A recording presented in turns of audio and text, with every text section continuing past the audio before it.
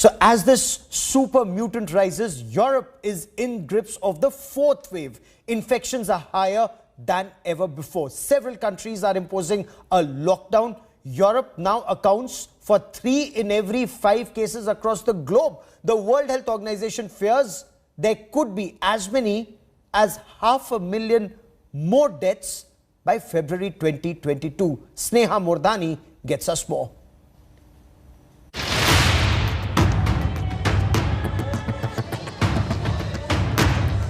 The COVID pandemic is far from over. In fact, it's rising with vengeance across Europe.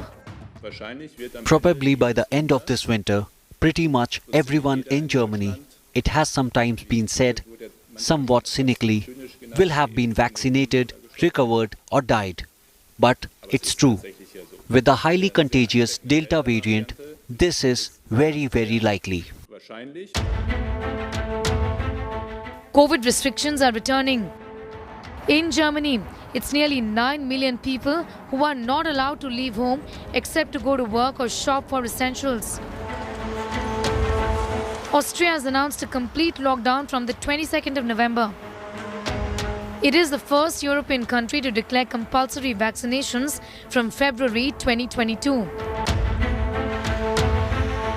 Hungary, Belgium, and Netherlands are also mulling shutdowns as the virus rages.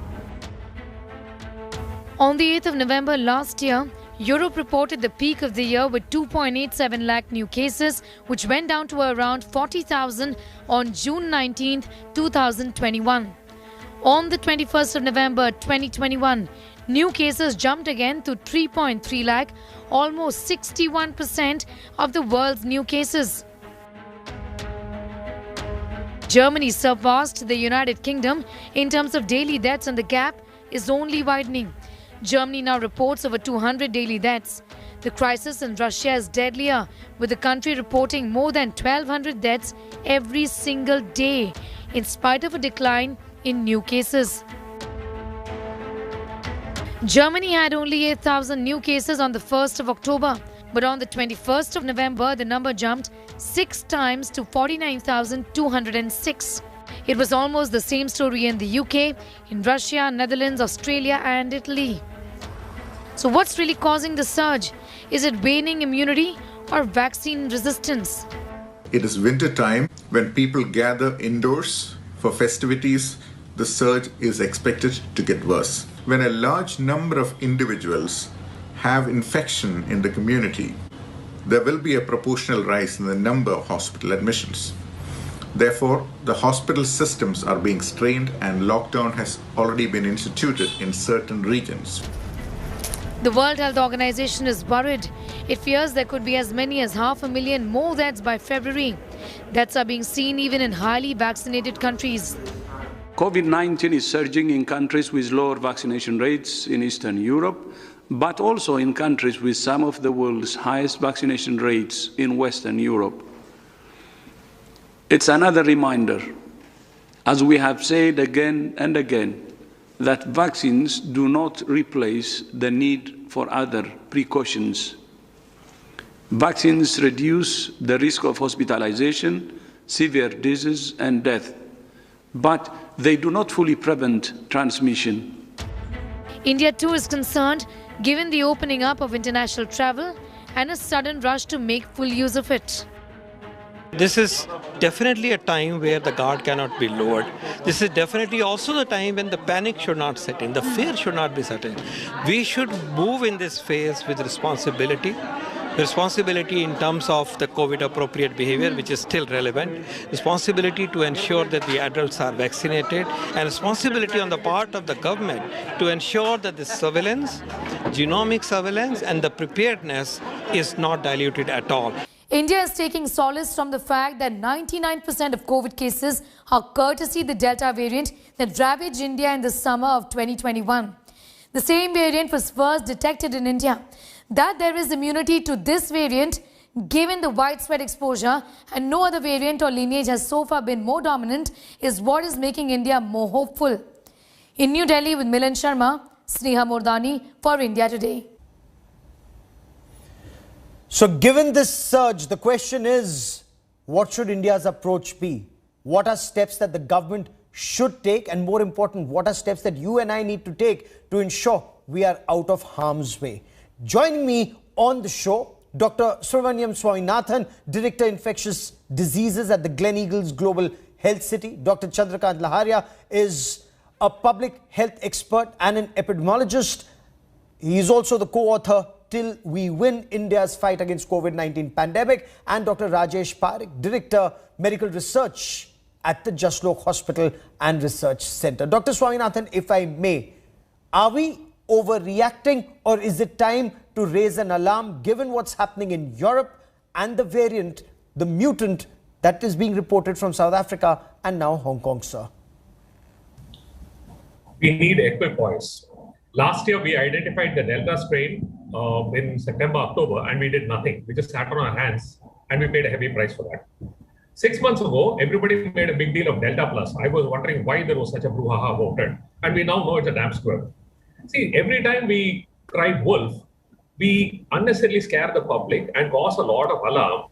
And it is actually harmful because when it is actually trying to cry wolf, nobody is going to believe us. So let's be very careful about crying wolf before we start doing so.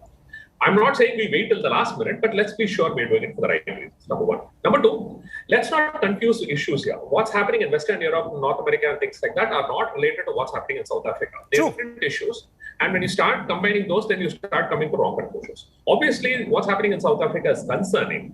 But I think a couple of points need to be mentioned here. The beta variant was also not very great in terms of vaccine protection. There were breakthrough infections. But you know what? The mortality benefit was still there.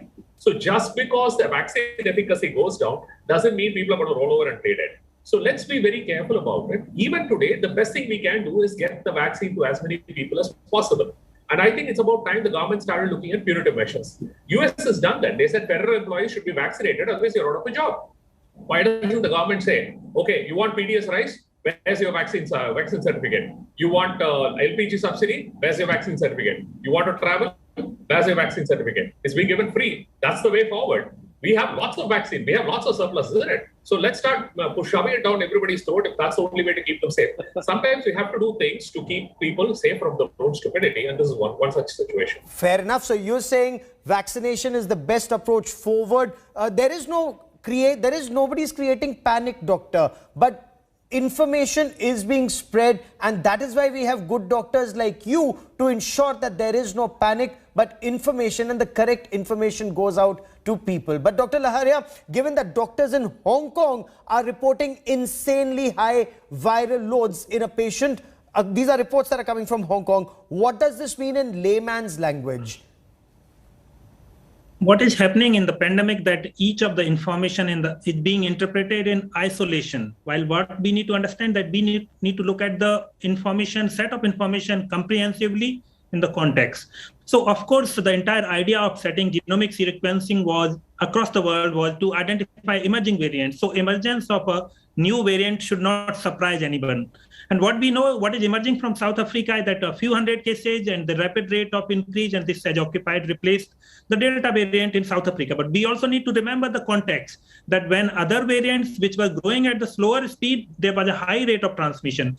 Currently, the number of cases were small and the majority of these one. That's one. Second part is that the entire idea of the approach which World Health Organization set up, that initially a variant is identified, it is grouped as a variants of interest, variants of under observation. Then there are 13 or 14 such variants, including the one which has been reported from South Africa, which are under this category. And all of those are further examined before they are further classified as variant of interest or variants of concern. We know that there has been only 4 variants of concern, alpha, beta, gamma, delta. There are 2 variants of interest.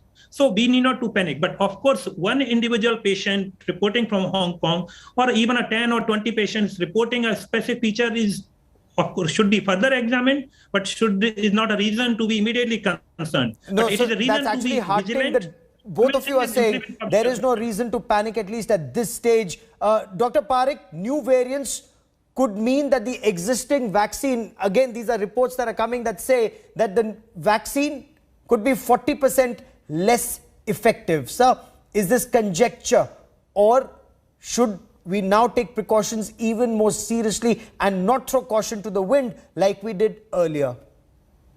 Of course, Gaurav, we must take precautions regardless of what the conjectures might be.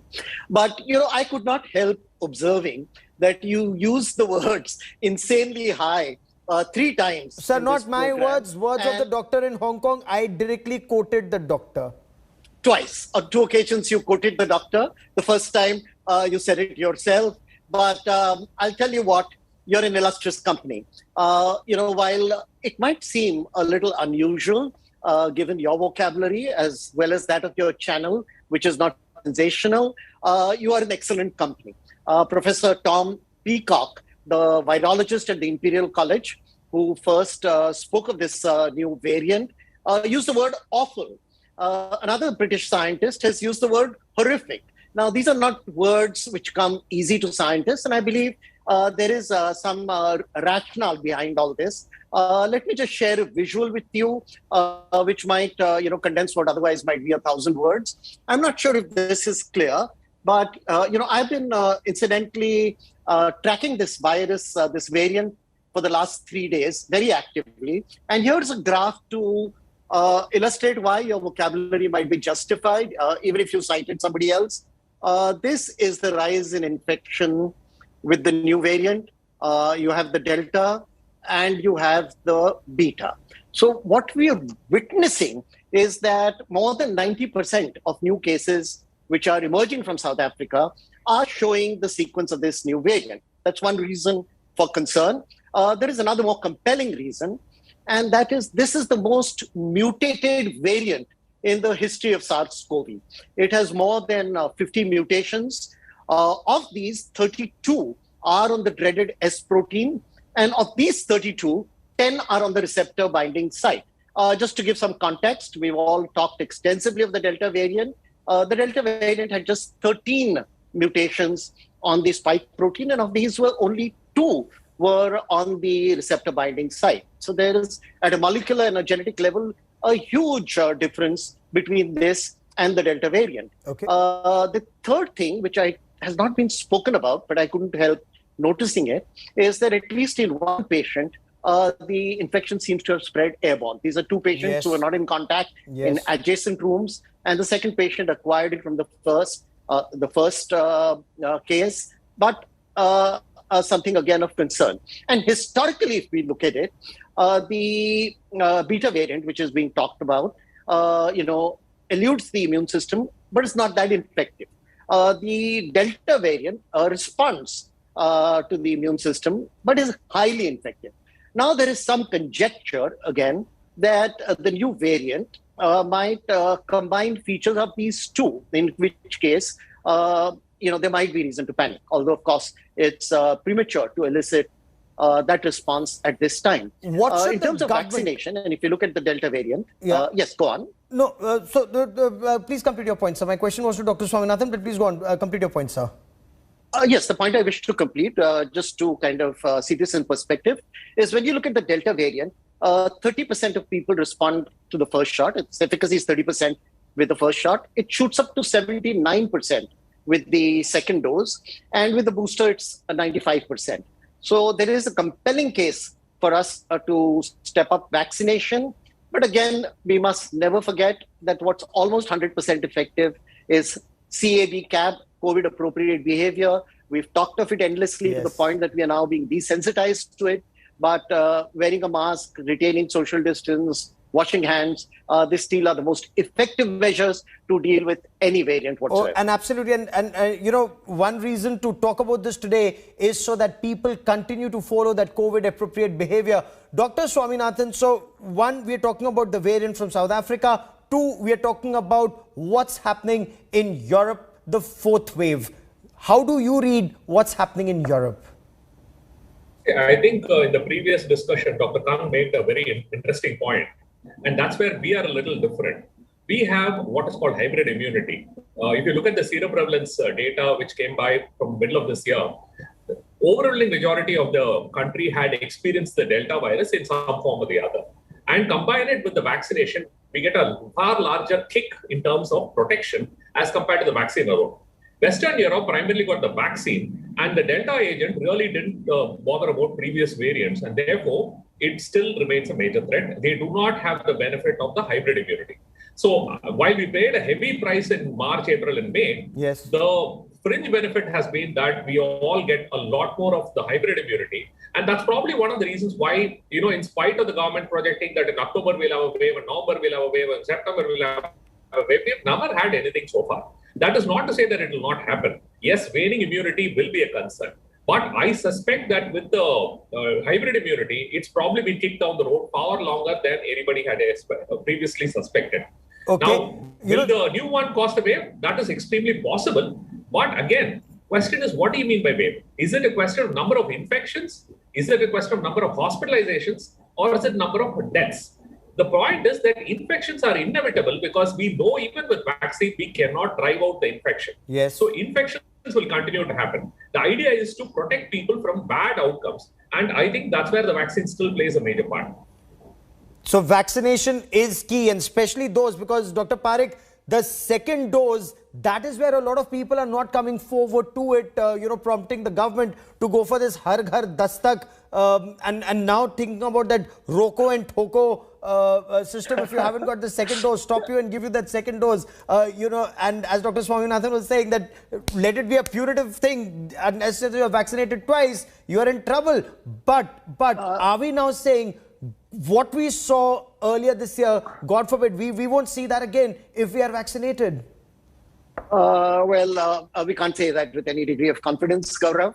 But we do need a three-pronged approach. I'm personally not in favor of coercive measures which infringe on basic rights. But on the other hand, yes, I am in favor of some kind of a vaccine mandate. For instance, 2 days ago was the last day that a government official in the United States could show up at work if we hadn't had both doses. In fact, I was in New York a couple of weeks ago, and I was in a discussion with a highly placed government official who strangely appears to be an anti-vaxxer. And he said to me, I'll have to take this stupid vaccine, otherwise I'll lose my job. So we do need some kind of a vaccine mandate. But you know what, Gaurav? I think we need to shorten the gap between the two doses. We have the longest gap in the world when it comes to Covishield. Okay. That may be a factor which could possibly have reduced the compliance. When you have a gap that long, people are a little forgetful. So bring it back to taking their doses. 8 weeks or 12 weeks and not 16 weeks. Perhaps we will do another show on this. I've run out of time on this part of the show. Dr. Swaminathan, Dr. Laharia and Dr. Parekh, many, many thanks for joining me here on India Today. Today marks the 13th anniversary of one of the worst terror attacks on our country, 26/11 Mumbai terror attacks in 2008. Prime Minister Narendra Modi led the nation in paying respects to those who made the supreme sacrifice of their lives in this Pakistan state-sponsored terror attack.